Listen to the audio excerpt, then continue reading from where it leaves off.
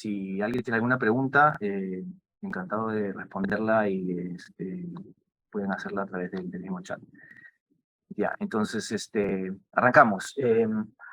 Siempre arrancamos con esta tabla de riesgos, que es lo que nosotros esperamos que puede pasar en los siguientes trimestres. Y acá tenemos tres.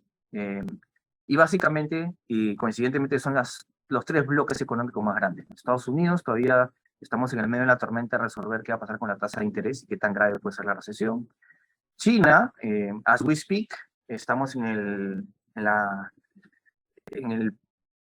semana donde se va probablemente a reelegir a Xi Jinping, y eso lo vamos a ver más adelante, tiene consecuencias gigantescas. Y en Europa tenemos el problema que la invasión de Rusia y Ucrania ha generado muchos efectos colaterales, entre los cuales se viene la recesión, aunque ese es un hecho, no hay ninguna duda, y no sabemos qué más. Estos tres bloques representan más del 60% de la economía mundial, por lo cual nos va a generar un efecto a todos, sin ninguna duda. Entonces hay que estar viendo qué es lo que pasa y cómo se desenvuelve.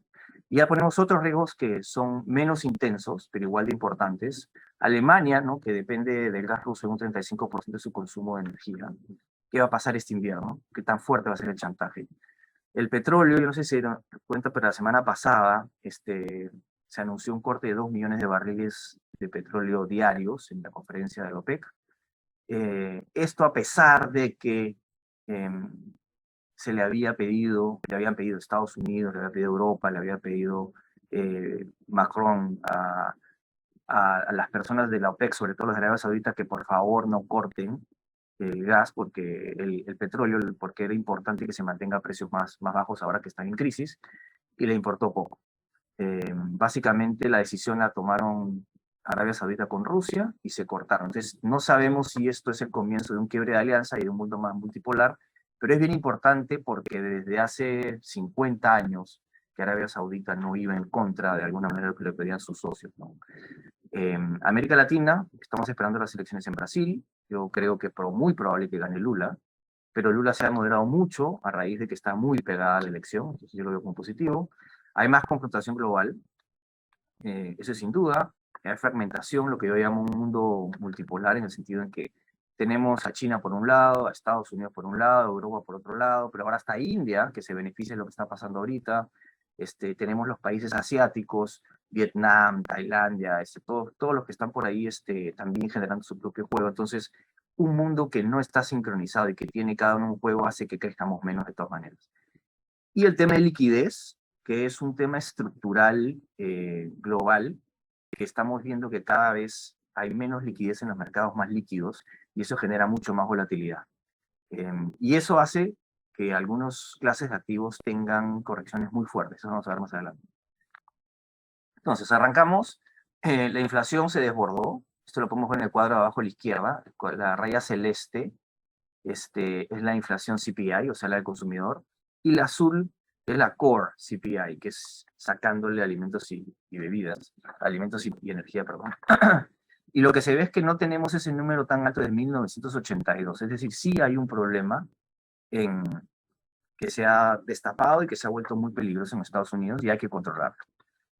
El cuadro de la derecha es lo que muestra es la Fed, ¿no? Las expectativas de la Fed, ya estamos en 3.25. Básicamente se espera que lleguemos a 4 en la siguiente subida, pero las dos rayas de arriba son cómo estaba hace un mes las expectativas, que es la celeste, y cómo están ahora las expectativas, que son las azul, por decir algo. Ha subido bastante, es decir, se está esperando que las tasas estén más altas y que duren más tiempo arriba que lo que se esperaba hace un mes, y esto porque tienes que apagar la inflación sí o sí.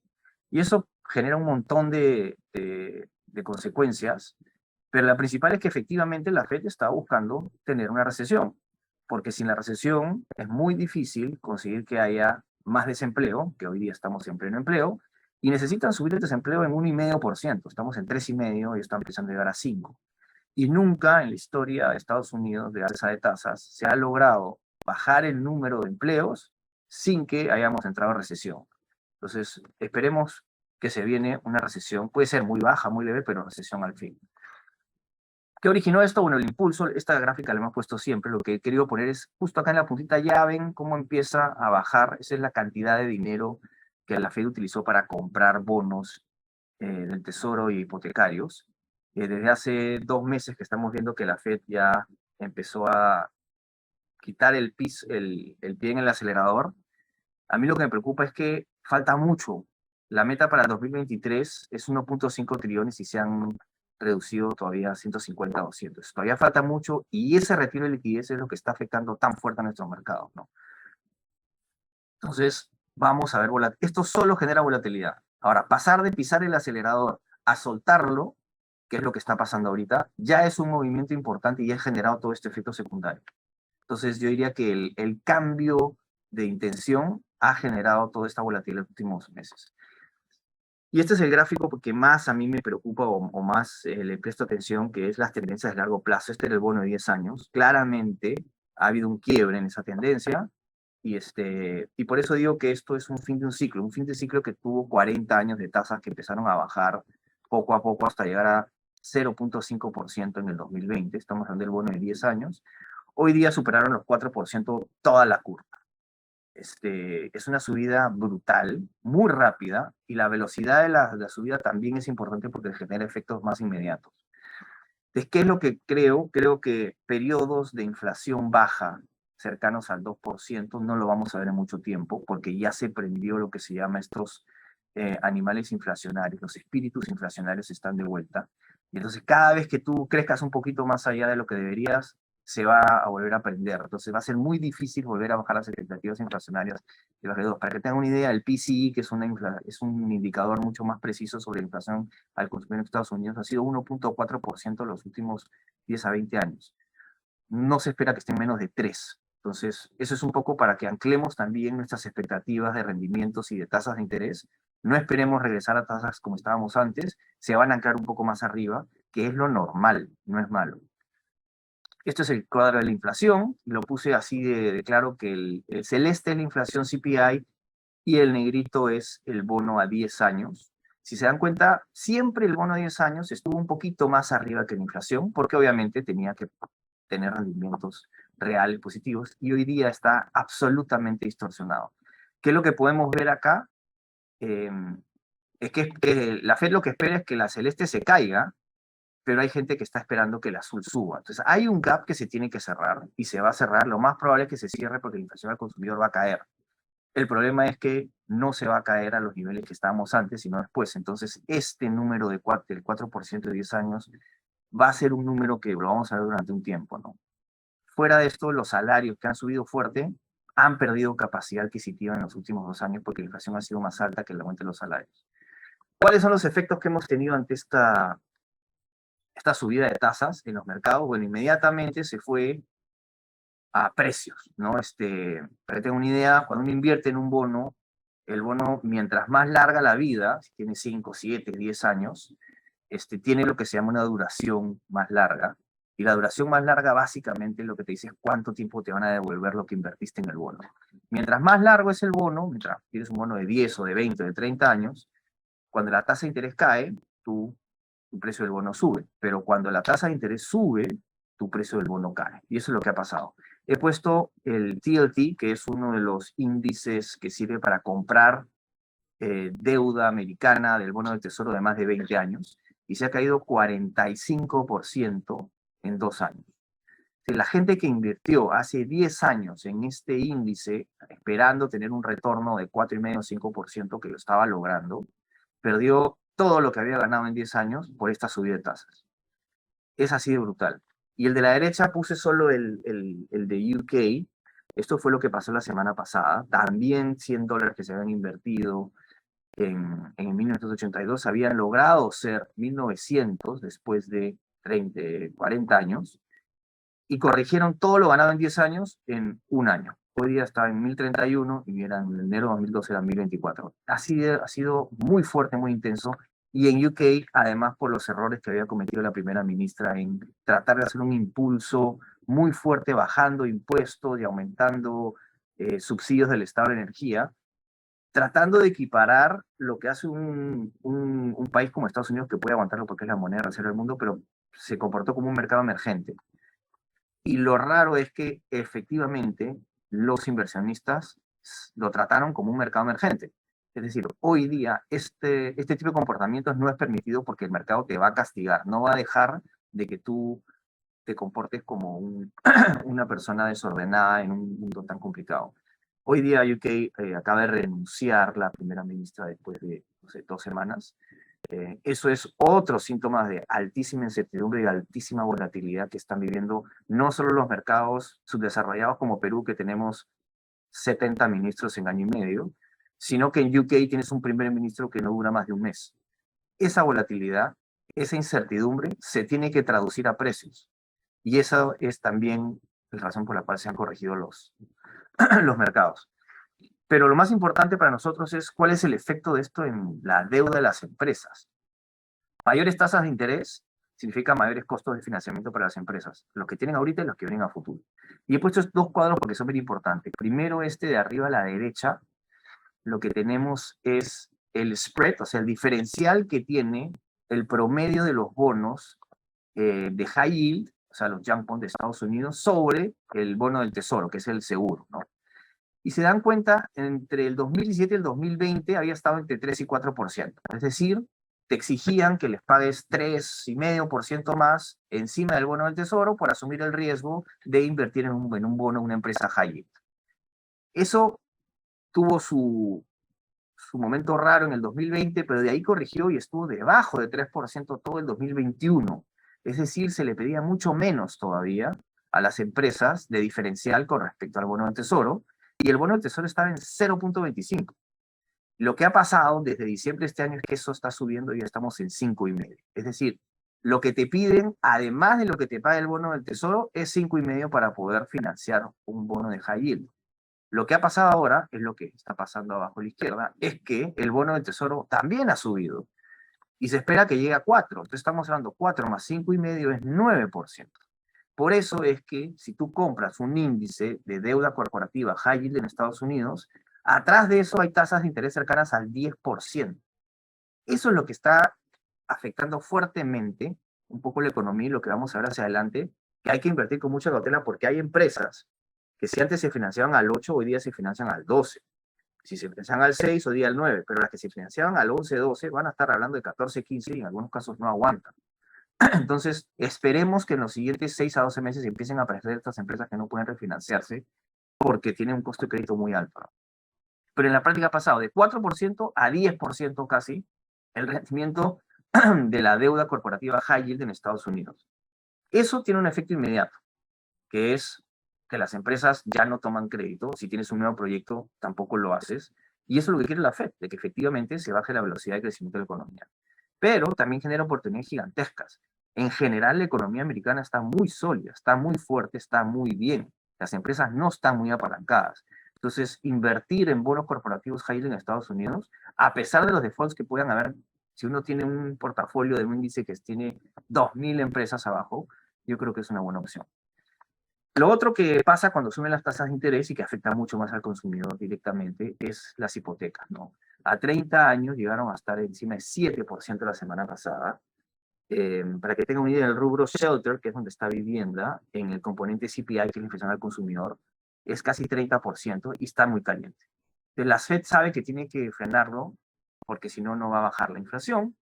Y tenemos burbujas en varias ciudades en Estados Unidos que han multiplicado por 2, 3, 4 veces sus precios en los últimos 10 años.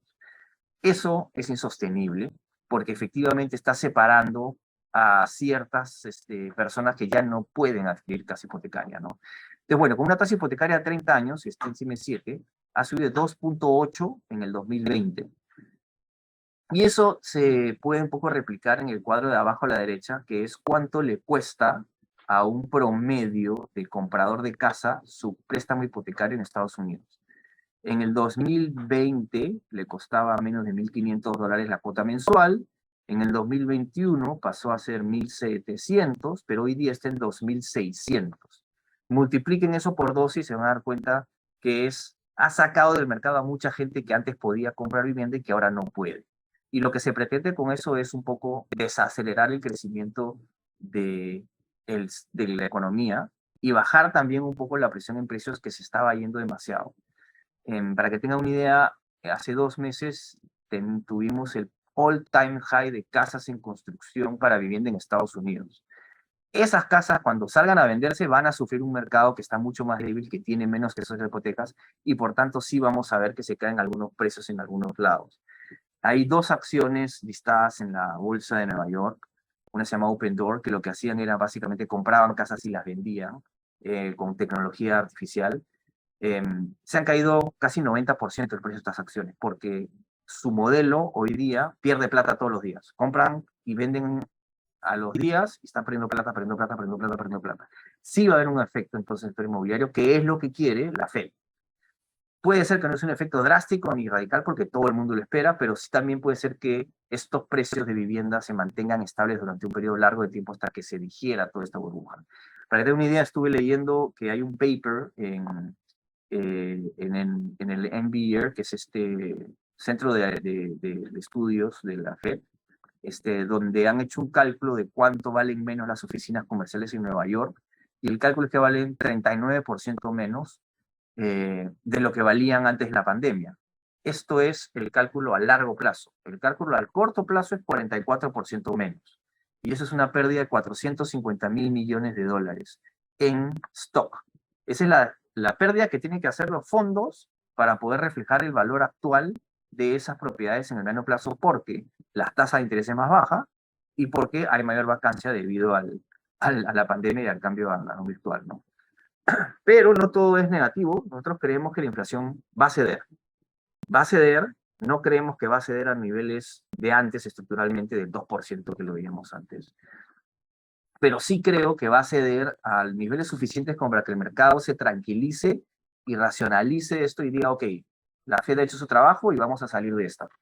El cuadro de arriba a la izquierda es lo que costaba transportar un container de Shanghai a Estados Unidos, y estamos casi en el punto más bajo de 2 años. Toda esa burbuja que vimos a mediados del año 2021, casi 2022, se está desinflando, ¿no? Llegó de 2.000, se fue hasta 10.000 y de 10.000 está regresando en 2.500 ahora. Entonces, transportar algo entre China y Estados Unidos ya no es tan caro como lo era hace un mes, hace 3, hace 5, hace 7 y hace 12. Y eso va a generar que el comercio fluya y que bajen un poco los precios. Lo otro es, si vemos la inflación en Estados Unidos, el cuadro de la derecha está verde, está mucho más arriba de lo que son los precios de manufactura y usualmente van de la mano. Entonces sí esperamos algún tipo de corrección. Lo mismo con el cuadro de abajo a la derecha, el precio de alimentos de las Naciones Unidas ya está corrigiendo, llegó a estar en 40% arriba, pero ya está en casi el 10%, y el de Estados Unidos sí está mucho más arriba. Entonces sí creemos que va a haber una corrección en ciertos componentes de la canasta americana que van a generarle también cierto nivel de alivio, ¿no? Y este cuadro de aquí arriba, de abajo a la izquierda, son los alquileres. Los alquileres en Estados Unidos estaban subiendo a tasas de 2% mensual, y hoy día están subiendo o a 0 o a 0.5, con lo cual claramente hay una desaceleración y probablemente veamos tasas negativas, con lo cual ese 30% de componente que está afectando fuerte a la inflación en Estados Unidos, empezamos a ver que se desinfla porque ni las rentas suben ni los precios de las viviendas suben, y eso le va a generar un relief al mercado. Entonces, en inflación, yo lo que diría es, la meta del 2% a lo que estamos acostumbrados los últimos 20, 30 años, no lo vamos a ver nuevamente, no en periodos largos por lo menos, tal vez alguno, un trimestre en que veamos que la inflación cae 2%, pero en el momento en que la Fed vuelva a soltar el freno, inmediatamente esos espíritus inflacionarios se van a volver a activar, porque la gente ya se acordó de cómo subir precios, ya se acordó de que hay que subir precios antes que el otro para recuperar competitividad, porque te van a subir el precio de los combustibles o lo que sea. Entonces, va a ser un periodo con inflación mediana más alta, la que teníamos antes, y por tanto las tasas de interés también van a estar un poco más altas. Lo que llama es que no puedes dejar humo, o sea, tú no puedes dejar una fogata con humo porque vuelve a venir un viento y se prende rápidamente. Entonces tienes que matar el humo. Y por eso que la Fed va a subir la tasa y la va a dejar arriba un buen periodo de tiempo antes de atreverse a bajarla para no alimentar de nuevos espíritus inflacionarios. En acciones, el mercado se adelanta, siempre se adelanta más o menos unos 4 meses antes de que se acabe la recesión. ¿Por qué? Porque el mercado también genera confianza y genera gasto. Es por eso ahora que es muy importante seguir la data sobre el momentum, análisis técnico y flujos, porque como bien saben, la recesión se nombra como recesión como 3 o 4 meses después que ha empezado y después que ha terminado también. Entonces el mercado va a reaccionar antes de que tú te enteres o que la Fed diga acabó la recesión. Entonces hay que estar atentos a eso. Los sectores grandes de la economía que han sido olvidados los últimos 10 a 20 años van a ser, yo creo que los grandes beneficiados. Podemos hablar de energía, por decir algo, a raíz de todo este cambio global de, con combustibles más limpios, se ha dejado de hacer pozos petroleros o de explorar y el petróleo está alto. Eh, y no hay inversión en el camino. O lo otro es el cobre. Hay muy pocas minas de cobre en el mundo que se están buscando desarrollar en los siguientes meses o años, y cada mina demora 5 años. Entonces, un poco CAPEX te genera que los precios se mantengan más altos durante más tiempo, y parece ser que esos van a ser los sectores que más se van a beneficiar de estos siguientes años. De ahí, con tasas de intereses altas, creo que ya estamos en un punto en el cual las tasas de ciertos bonos, de ciertas clases de activos como high yield, como investment grade, están ofreciendo retornos suficientes y reflejan el susto que hay en el mercado y la posición que se ha tenido durante mucho tiempo en mantenerse en renta fija sin hacer nada. Y hoy día estamos viendo stop loss y todo lo demás. Es decir, yo creo que si es que uno compra bonos de buena calidad, de duración larga, ante un entorno en que la economía empieza a aflojar, las tasas de interés van a caer algo y eso beneficia esa parte de la curva. Yo estoy alargando duración en mis portafolios de renta fija porque creo que es el momento de empezar a hacerlo y porque además te protegen en un entorno recesivo. Porque en un entorno recesivo lo que se viene es baja de tasas. Y te bajan las tasas y esos bonos largos suben de precio. Real estate, vivienda, oficinas, creo que es un sector que hay que tenerlo con cautela los siguientes meses, porque la Fed quiere atacar ese espacio. No en todos lados, pero en general. Y es la manera en cómo la tasa de hipotecaria está en 7%, ¿no? China, hay poco que decir ahora, pero es tremendamente importante porque el domingo acaba la reunión que hay cada 5 años para elegir al premier y al presidente, por decir algo. Y Xi Jinping, que ya tuvo 2 periodos de 5 años, quiere reelegirse por uno más. Y eso estaba prohibido. Pero como pasa en Sudamérica, pasa en China. Hace unos cuantos años cambió la constitución para que pueda reelegirse. Y efectivamente ahora se va a reelegir, es lo más probable. El señor ha estado eliminando todos los competidores, así como Putin lo ha hecho en Rusia, Xi Jinping lo hizo en China, y se habla de que podría reelegirse hasta el año 2035. Acuérdense que la mitad del mundo no es demócrata, la otra mitad del mundo tiene gobiernos menos democráticos o autocráticos, por decir algo. Entonces, ¿cuál es el mensaje que dio el lunes? Primero, que está dispuesto a sacrificar crecimiento para conseguir los objetivos. Y eso quiere decir que China no va a volver a crecer a tasas de 6% encima durante un buen tiempo, y eso nos afecta a nosotros. Dos, sigue terco con la política COVID-0, es decir, puede aislar todavía ciudades enteras. 4, él habló como una victoria de lo que pasó en Hong Kong. No sé si se acuerdan que hace un año hubo toda esta marcha fuerte de Hong Kong, quería independencia y finalmente no lo logró. Y también ha hablado fuertemente de que es absolutamente imposible la independencia de Taiwán y va a utilizar toda la fuerza necesaria para armarlo. Eso es un choque fuerte con respecto a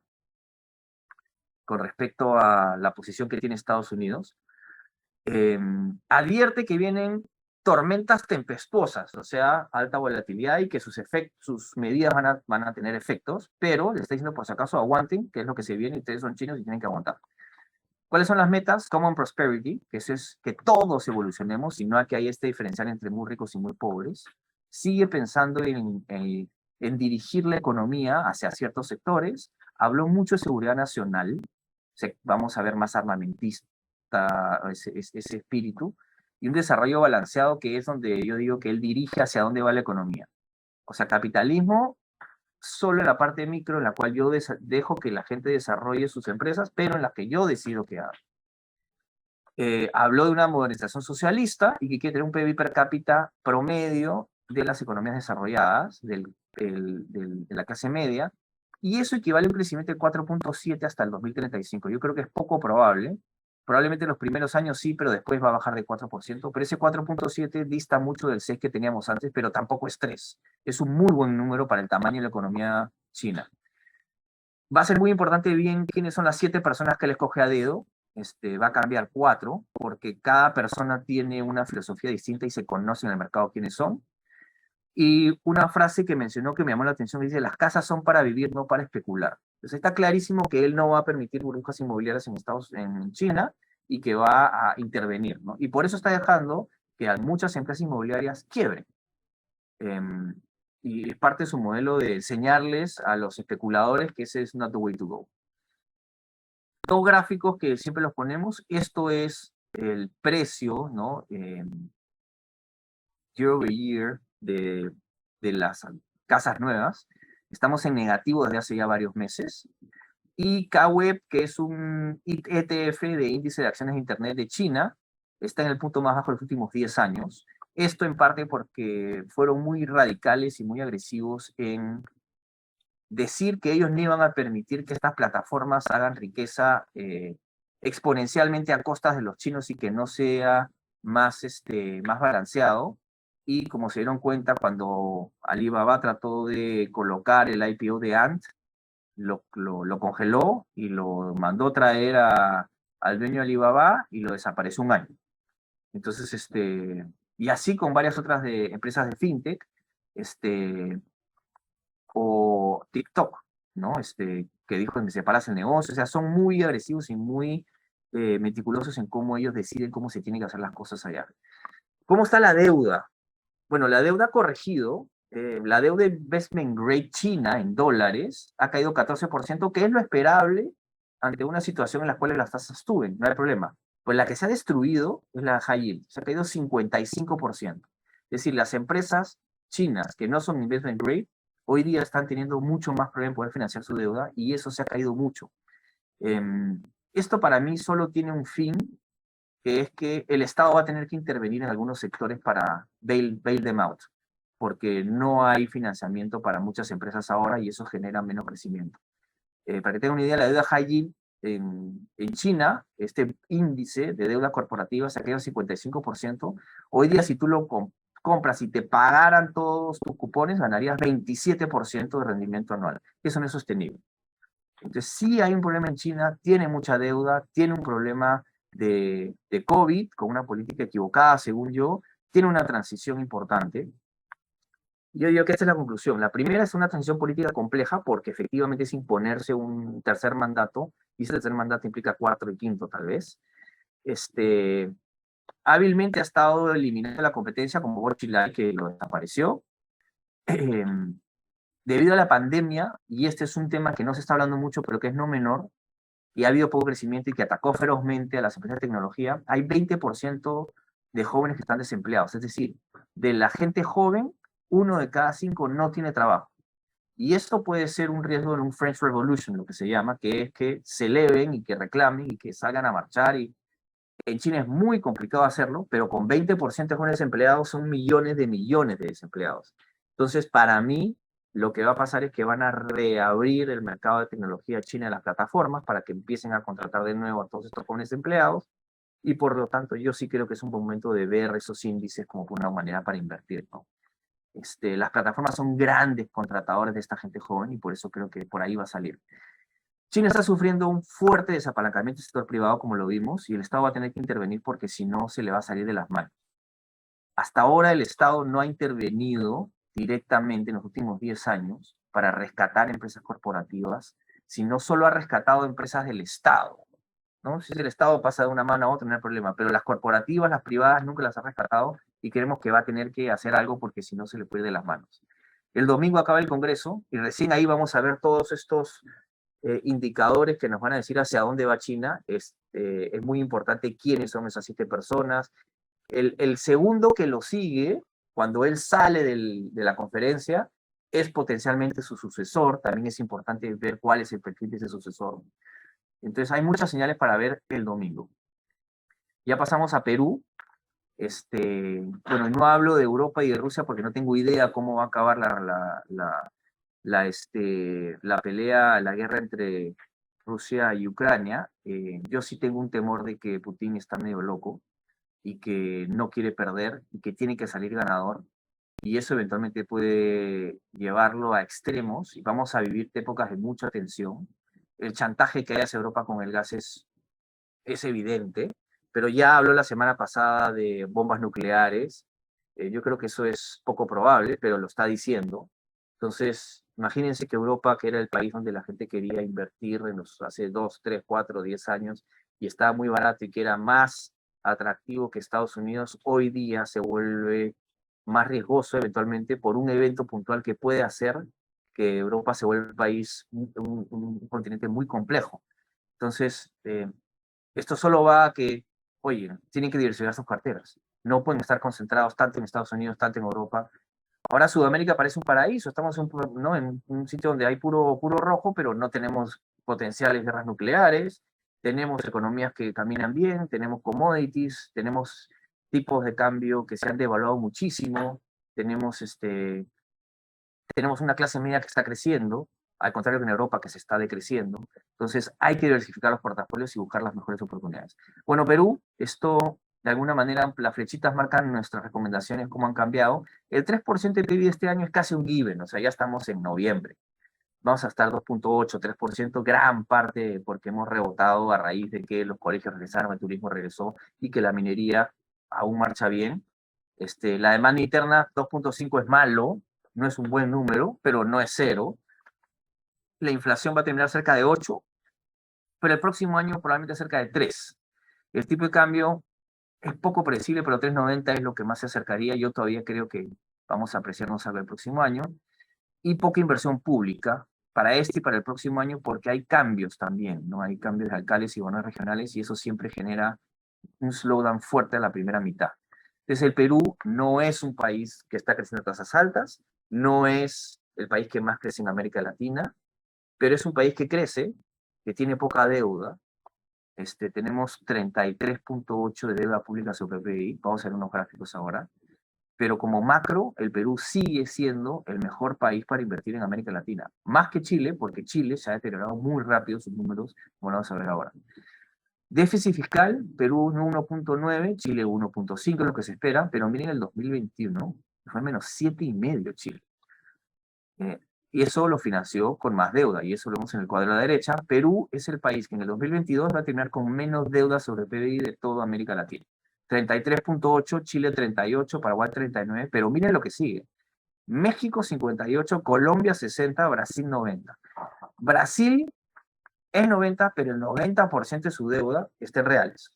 Entonces, ellos emiten su papel, entonces el riesgo es un poco menor que este 90 en verdad, para un Perú que tiene casi el 40% de su deuda en dólares. Pero en fin, somos el país que tiene menos deuda bruta sobre el PBI. Y eso es muy bueno. ¿Por qué? Porque nos permite, primero, asumir más deuda y segundo, porque nuestras tasas de interés deberían ser menores que las promedio de todos los otros países. Nos hemos portado bien dentro de todo. Miren Chile. Chile pasó de 28% a 38% en 4 años. Perú de 27 a 33. O sea, hemos logrado hacerlo mejor. Y estas son las tasas de intereses reales. Todos los países hoy día ofrecen tasas de intereses reales positivas. ¿Qué es la tasa de interés real? Lo que te paga el Banco Central de su expectativa de inflación de los siguientes 12 meses. Entonces, en Brasil están poniendo el freno con toda la inflación, porque la tasa real está en 8%. Es decir, hoy día, efectivamente, el depósito que tú le pones al Banco Central, por decir en Brasil, te paga 8% más de lo que es la inflación. Entonces, ¿qué te conviene? Poner tu plata todo en esos instrumentos de deuda, porque son seguros, si eres brasilero, y te están pagando tasa real positiva. Nosotros no estamos siendo tan restrictivos, solo con 1.6, pero estamos siendo algo restrictivos. Acá, macro, estos son gráficos que he sacado del Banco Central, en la presentación que hizo a septiembre, y lo que vemos básicamente es que electricidad sin minería está creciendo al 4.6. Oye, eso es un buen número. Cemento está flat, pero porque creció exageradamente el 2021. Si comparamos el 2022 con el 2019, estamos muy superior, 15, 20% encima de lo que se vendía en esa época. El IGB, 14% mensual, es un buen indicador. y la inversión pública sí flat porque el gobierno es un desastre. El crédito de consumo me sorprende las tasas, 22, 23% son tasas altísimas, significa que la banca está prestando y que se están tomando créditos. Eso es bueno para el sector financiero mientras no sea default. Hipotecas, a pesar de que ha subido muchísimo la tasa hipotecaria, ha crecido 8,5%, es decir, básicamente la inflación, ¿no? O sea, todo el incremento de inflación se está creciendo en créditos hipotecarios, pero es crecimiento positivo. Y la planilla electrónica de puestos formales está creciendo 6% a nivel nacional y 7% en el sector privado. Es bien importante esto porque significa que a pesar de todo lo que nos quejamos y que este gobierno es un desastre, el sector privado todavía sigue apostando y contratando gente, a pesar de que es casi imposible despedirlos si a uno le va mal. Factores externos, voy más rápido para algunas preguntas. El cobre tiene una corrección súper fuerte, de 4,50 se fue a 3,50 por decir algo. Y nuestro tipo de cambio ya acortó su brecha. La brecha era gigantesca entre el tipo de cambio y el precio del cobre, que para mí es la variable más importante que define a los precios fundamentales del tipo de cambio en el Perú, no político. Se ha acercado y por eso es que creemos que vamos a estar cerca de 3,90, 4, mientras que el cobre no rebota. Y las utilidades de la bolsa también han caído fuerte en el tercer trimestre debido a que las mineras básicamente van a reportar menores utilidades porque son menores precios. Tasas en el Perú. El Banco Central ha subido de 0,25 a 7%. Es mucho y tiene que tener efectos en la economía. Eso va a hacer que se frene en algo la velocidad de la economía, va a encarecer el costo del crédito y va a generar la economía. Esto es las tasas de hoy, a octubre, el azul.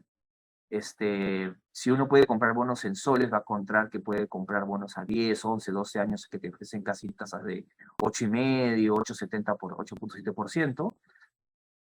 Pero para mí lo más atractivo es que la parte corta de la curva ha subido mucho. Y estamos hablando de tasas de la fe, nuestro banco central tiene 7, pero los bancos todavía pagan 8%, 8,5%.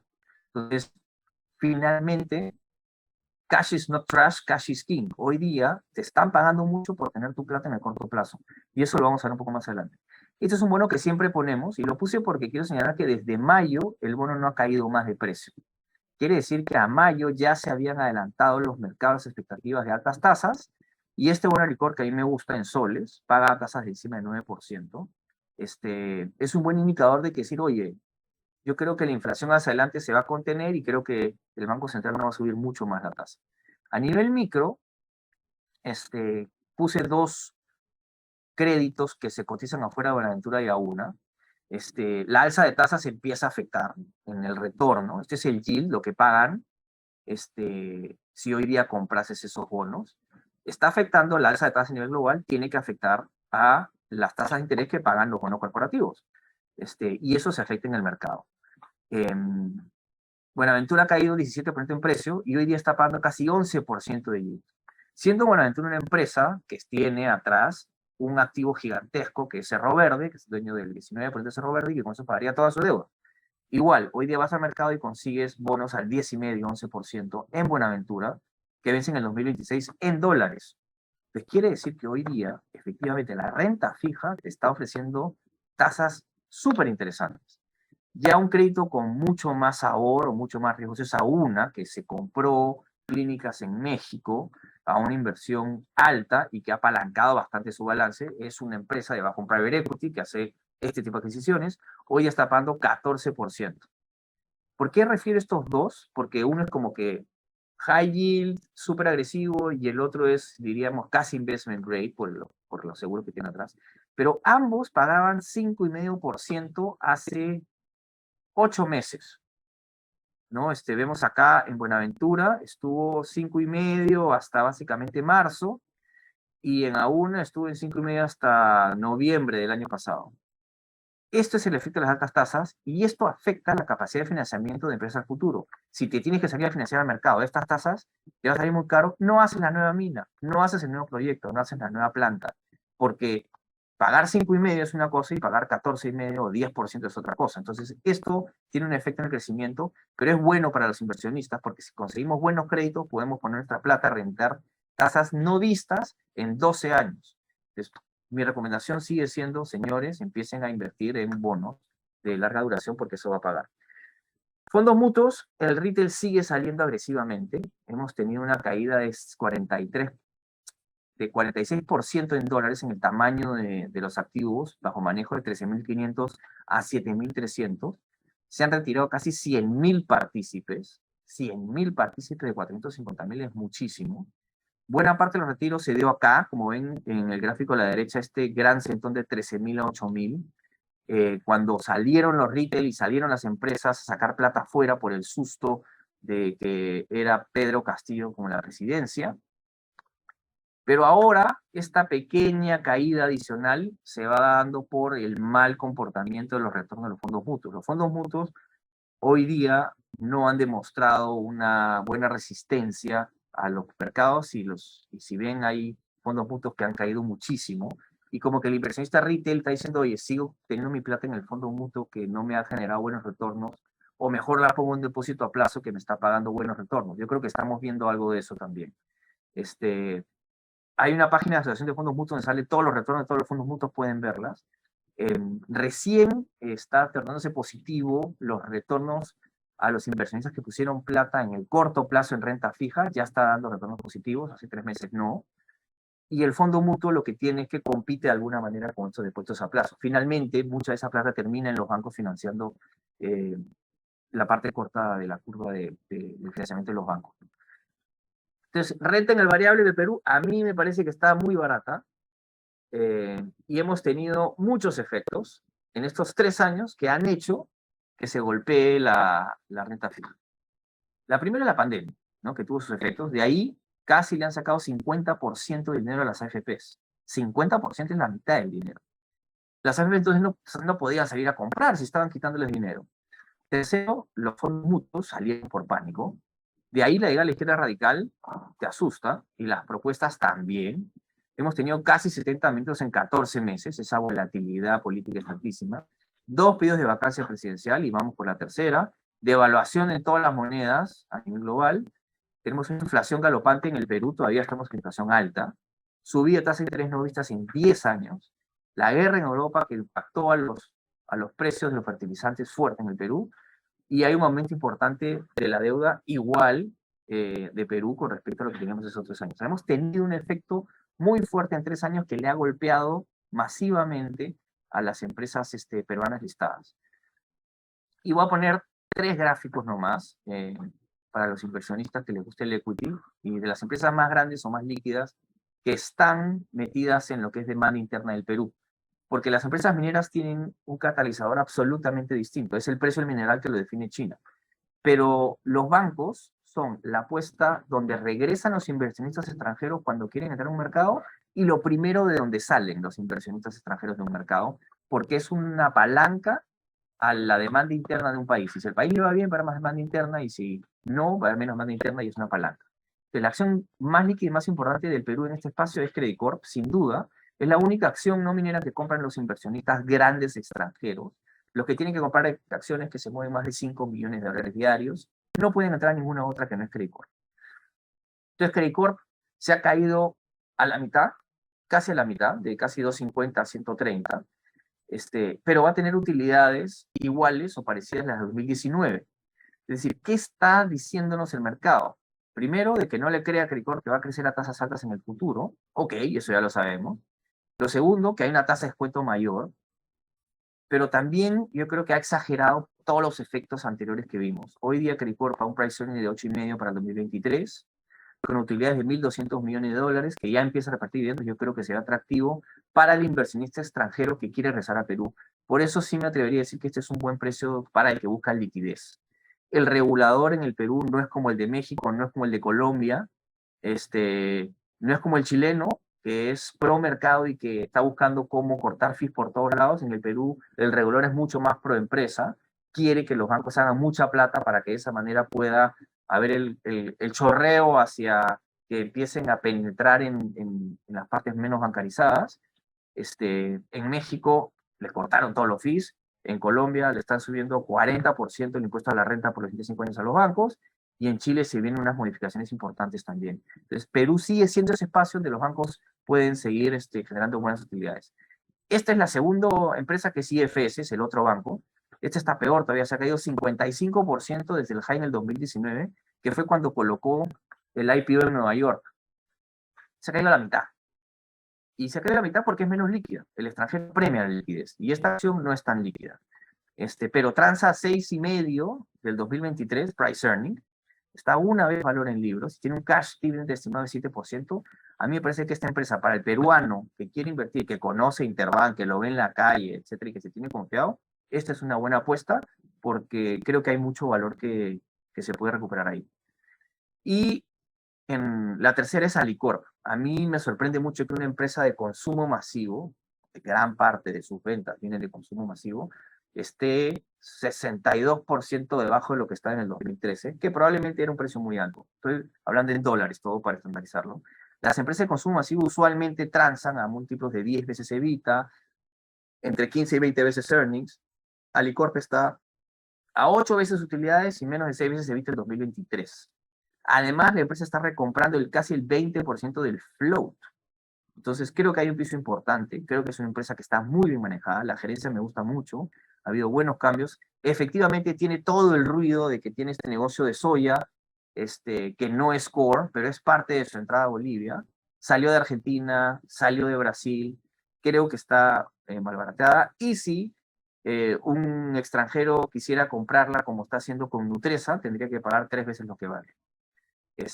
Creo que estas son grandes empresas peruanas que reflejan cómo se ha castigado fuerte el mercado peruano. A mí me gustan estas empresas, me gusta más invertir en el mercado de medium y small cap, pero creo que se ha devuelto muchísimo valor. Pero no solo en Perú se ha devuelto valor, en toda la región se ha devuelto valor. El gráfico a la derecha es Brasil, el índice, el EWZ. A mí personalmente me gusta mucho Brasil estos precios. Creo que está absolutamente descontado la entrada de Lula como presidente. Si no es Lula y es Bolsonaro, el mercado va a reaccionar mejor porque es más pro mercado. Pero si se acuerdan, cuando Lula fue presidente, la bolsa subió muchísimo. El tipo de cambio se cayó de 4 a 1,60 en su periodo. Y se volvió a devaluar con Dilma Rousseff, de 1,60 se fue a 4 y de ahí a 5 que está ahora con Bolsonaro. Pero yo creo que las tasas de interés en Brasil, que están cerca del 13%, van de bajada el próximo año, tasas de interés a la baja, un nuevo presidente que tiene de mano derecha al que fue su presidente del Banco Central en la época en que controlaron la inflación o bajaron las tasas de interés. A mí Brasil me gusta mucho. Y si regresa plata a Brasil, va a regresar a toda la región. Ese es el indicador principal. Los extranjeros ven a América Latina como una extensión de Brasil. Si no entra plata a Brasil, muy difícil que entre plata a la región. Si entra plata a Brasil, muy posible que entre plata a la región. Y el otro cuadro de abajo a la izquierda es Falabella. Falabella se ha caído 84% en dólares desde 2013. Se ha perdido mucho de su valor, regresando a los niveles del 2004. El EBITDA del 2004 era 330 millones de dólares. Hoy día Falabella hace 1.400 de EBITDA. Entonces me parece que ha habido un sobreefecto también en estas acciones por retail, porque está en los países donde está la izquierda regresando, pero creo que hay demasiado. Entonces, toda la región ha castigado mucho los precios y creo que es ahí donde hay oportunidades más claras que en otros mercados más desarrollados donde hay más bulla. Mucho de este retorno se va a dar o se ha deteriorado por el tipo de cambio. Todas las monedas se han debilitado frente al dólar y eso ha afectado. Y también más adelante vamos a ver lo que pienso sobre el dólar. Entonces, para Perú, se acaba el viento a favor, el impulso macro que tuvimos durante, por regresar de la pandemia, se está acabando. El cobre, precios históricos, nos está ayudando mucho, pero se acaban estas minas nuevas. El crecimiento global se cae, se va a caer rapidísimo, sobre todo recién en Europa. Tipo de cambio volátil. ¿Cuáles son los temas para el cuarto trimestre y primer trimestre del próximo año? Que se acabó el impulso de las AGPs y el CTS, pero tenemos mundial y el mundial distrae. No tengan ninguna duda que el mundial nos va a distraer. Los precios de alimentos suben localmente muy fuerte, pero la izquierda no está saliendo a marchar, si se dan cuenta. Y esto no va a generar desestabilidad. Antes subía el precio del pollo, de la papa, donde está ahora, y olvídense, prendían Lima. Las tasas al alza yo creo que estamos llegando ya al final, va a depender mucho de lo que haga Estados Unidos. Si Estados Unidos sube más allá de 4,5, sí va a tener que subir. Pero en inversiones no hay proyectos grandes. Entonces, en la parte política, yo diría 15 meses, sin rumbo. BCRP es una isla, muy bien, el Ministerio de Economía se ha mantenido bien, el gabinete muy malos, el Congreso, la campaña no se paga sola, no creo que lo quieran vacar a Castillo todavía, Y el segundo año, ¿qué esperamos? El único objetivo de este gobierno es mantenerse en el poder. No tiene ningún otro objetivo. No hay ningún plan. La Asamblea Constituyente va a pasar hacia el tercer o cuarto año de gobierno. El Congreso bloquea las iniciativas radicales de izquierda. No veo como hay 50% de posibilidades de que lo vaquen a Castillo. Tiene teflón, ahorita todas las denuncias se le chorrean. No veo aumento de impuestos en el 2023 porque lo ha dicho el ministro de Economía para generar algo de confianza, eso es bueno. El Congreso se atomiza más y vamos a flotar. Es más de lo mismo. En la macro, ya dije, flotamos, recuperación tiene dos motores, minería y construcción, siguen siendo pero ahora a menor velocidad. Demanda interna crece pero poco, exportación todavía nos ayuda, deuda país, estamos en un nivel bastante contenido, en resumen a nivel macro, pero es el mejor lugar para invertir. Mercados, me gustan las acciones en Perú, están muy baratas, tanto en la región también. Van a haber reducciones de CAPEX, eso se va a ver más en entrega de dividendos. Sectores me gustan para el último trimestre de este año, bancos, pesca y alimentos me gustan mucho. Menos atractivos minería porque vamos a ver los malos precios de los commodities que van a afectar a los balances, sobre todo cobre, y aceros porque ya empezamos a ver la importación del acero importado, pero buenos dividendos para las dividenderas. Renta fija, me gusta el cash, sí, tú te vas hoy día a un banco y el banco te está pagando 8% en soles, 8,5% en soles, Scotiabank en algunos plazos. Entonces puedes poner tu cash en soles a trabajar al 8% y el banco no tiene impuesto a la renta y no te cobra comisión de manejo. Entonces ese es directo al bolsillo.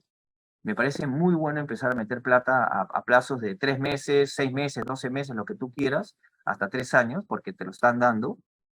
Cash is king en la parte en soles, y me gusta la larga duración en bonos investment grade en la parte de dólares, porque creo que ya se recuperó mucho valor y creo que tiene protección de recesión. Real estate, a pesar de que las tasas han subido, vemos que todavía hay créditos hipotecarios, pero creo que eso va a desacelerarse poco a poco. Los almacenes siguen estando bien, fuertes. Destaca que la parte de los almacenes AMAS tiene una vacancia ahora de 3%, o sea, nada. Las empresas grandes ESG tienen que mudarse hacia esos almacenes, es la parte que más resistente ha estado. Tipo de cambio, no creo que caiga bajo 3,70 mientras haya tanta volatilidad en la región, por lo menos hasta que se defina lo que va a pasar con la guerra en Europa. Y M&A, muchos mandatos, muchas transacciones. En general todavía hay bloques extranjeros que sí les interesa invertir en el Perú. Vemos actividad. Y en la parte global, para acabar, el 2021 ha sido un año de terror. Como vemos a la derecha, todos los indicadores, retornos casi negativos, menos Brasil en bolsa, y en bonos, menos 21% este año, el retorno ha sido. O sea, la persona que tenía la mitad de su plata en acciones y la mitad de su plata en bonos de Estados Unidos o bonos globales, está hoy día mínimo 22-24% abajo en dólares. Y es por eso que nosotros siempre empujamos el hecho de que teníamos que invertir en fondos alternativos que te protejan de este entorno. Va a haber más volatilidad. Pero, ¿por qué no se siente tan mal? ¿Por qué no vemos pánico, la gente deprimida en las calles? Porque el gráfico de la izquierda lo dice muy claramente. Solo se ha perdido 1,8 años de rentabilidad. Es decir, bueno, pues he perdido el 2021, he perdido el 2020, pero venía ganando mucha plata, ¿no? La crisis del 2009 perdimos 12 años de rentabilidad. Ahí es donde te duele, donde realmente viste que lo que hiciste en 10 años lo perdiste todo. Hoy, con 2 años, no se siente tanto. Es por eso que yo creo que todavía no ha habido capitulación. Y el gráfico de la derecha son cuáles son los activos. Lo que mejor rentó, el dólar, los commodities, el que peor, el criptomoneda, que se ha destruido, y en general, tanto deuda como equities están en el 25% abajo. Pero no se siente pánico por esto, porque en verdad no has perdido tanto si es que hubieras invertido en 10 años. Y esto es un cuadro que a mí me gusta mucho verlo porque creo que es una tesis del 2023, es que el dólar está muy fuerte con respecto a todas las monedas. El blanco es el dólar y el amarillo es el yuan, el azul es el euro, el naranja es el British Pound y el moradito es el yen. Es decir, Europa, Estados Unidos se ha fortalecido la moneda contra todas las monedas de todo el mundo desde comienzos de año. Esto es insostenible a esta velocidad y a este paso, porque Estados Unidos, a pesar de que esto lo ayuda a importar inflación más baja, le genera una pérdida de competitividad gigantesca. Y yo creo que el dólar ha estado fuerte los últimos 10 años, y yo creo que en 2023 vamos a ver que esa tendencia se empieza a revertir. Nunca se hace de golpe, se hace poco a poco, pero por eso también creo que el tipo de cambio va a ayudar a los mercados, no a Estados Unidos, a tener retornos superiores en dólares. Entonces, nosotros pusimos este gráfico la vez pasada, que era, esta es la cartera modelo que todos los bancos ofrecían, 60 acciones, renta fija 40, que ha sido un desastre para esta coyuntura, y hablábamos de que había que irse a acciones 35, renta fija 35, alternativos 30, pero creemos que hay un paso intermedio donde hay cash, donde cash is not trust, sino cash is king, y creemos que hay que tener un buen porcentaje en cash en depósitos a plazo porque hoy día paga mucho.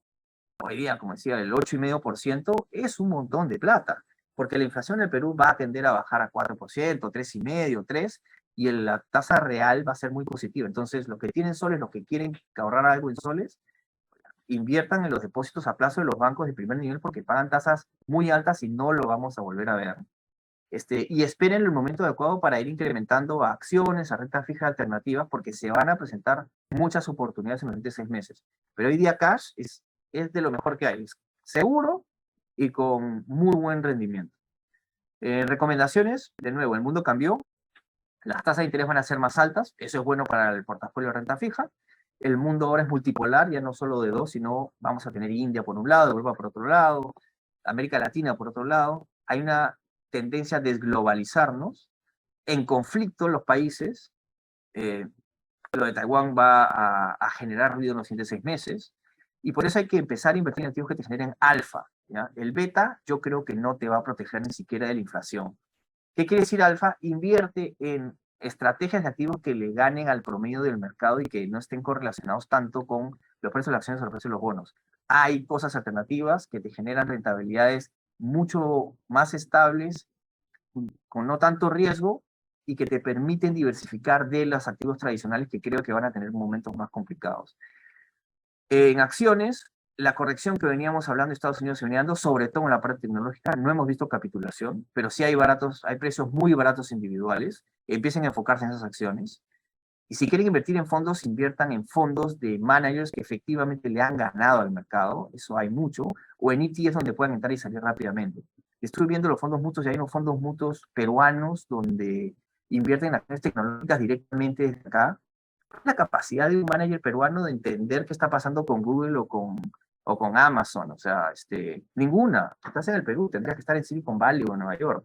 Entonces, empiecen a racionalizar eso y empiecen a evaluar que tienen opciones como ETFs que están listadas y que pagan poco impuesto a la renta y pueden rearmar sus carteras así. América Latina a mí me gusta, está muy barata, hay que empezar a meterle. A través del VILA pueden comprar acciones en Chile, pueden comprar acciones en Colombia y en México.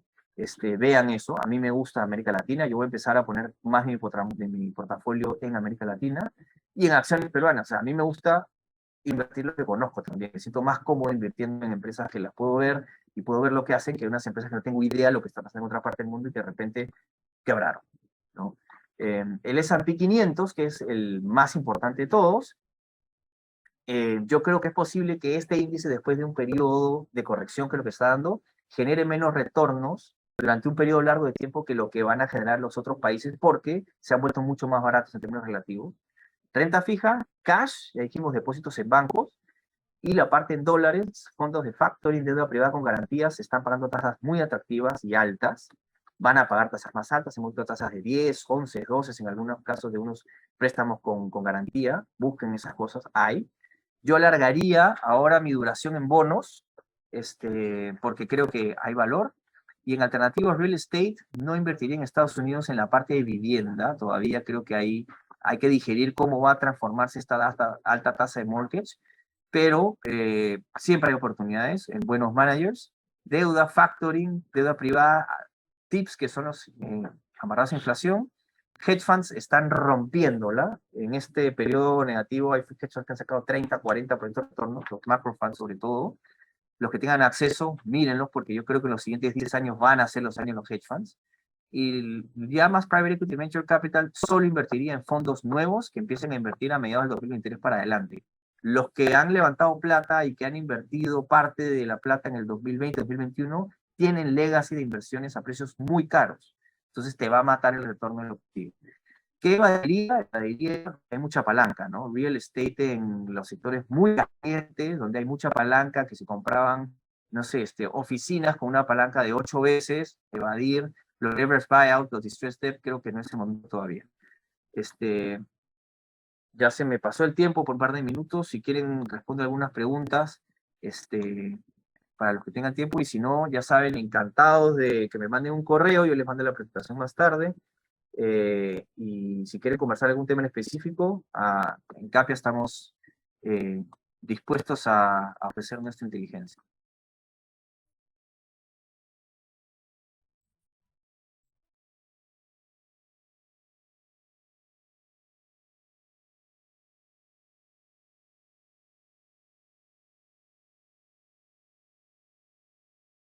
Tengo una pregunta. Dice, ¿qué recomendarías a las personas que tienen una posición de caja significativa? A mí, como les digo, me encanta poner cash ahorita a trabajar en los depósitos a plazo en los bancos. Estamos hablando de tasas del 8,5%. En mi banco consiguen eso en Scotia, a 8, en general. Creo que parte de la caja la invertiría ahí, pondría plata a un mes, a 2 meses, a 3 meses, a 6, a 9, a 12. Y en el camino iría encontrando estas oportunidades que hay oportunidades buenas, falta que se hicieran un poco las tasas. Me gusta mucho la parte larga de la curva, me gusta mucho la renta fija. La renta fija no nos pagaba esto desde hace 12 años. Podía invertir en un portafolio y investment grade en Estados Unidos que te puede pagar 7,5, 8%, es excelente y eso te pagan el ETF. O invertir en 9,5% de retorno para high yield de Estados Unidos, que tiene un fondo 1,800 créditos abajo, me parece que es el momento de empezar a invertir.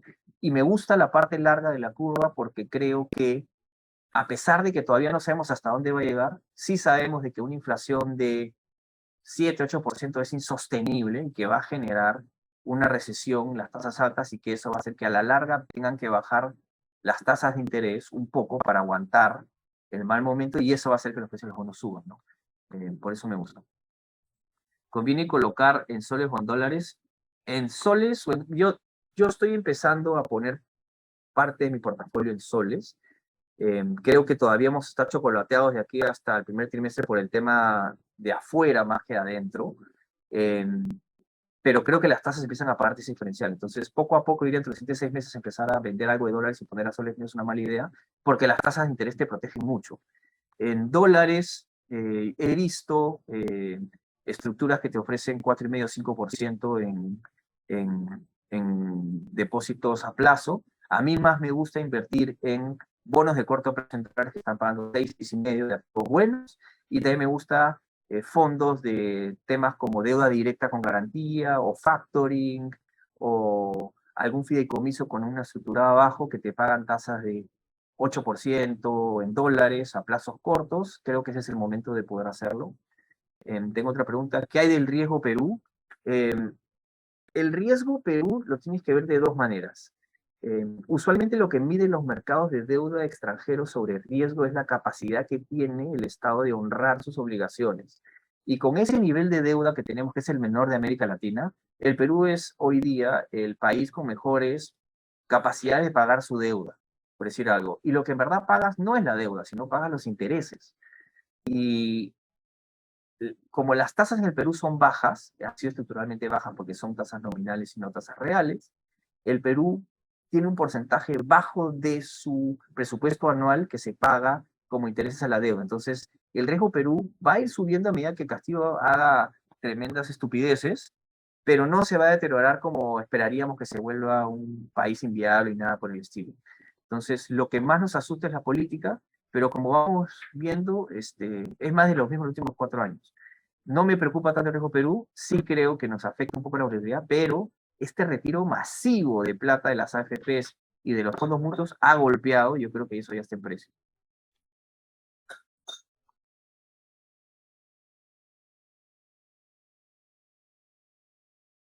Bueno, les agradezco mucho el tiempo, disculpe que se me pasó por un ratito.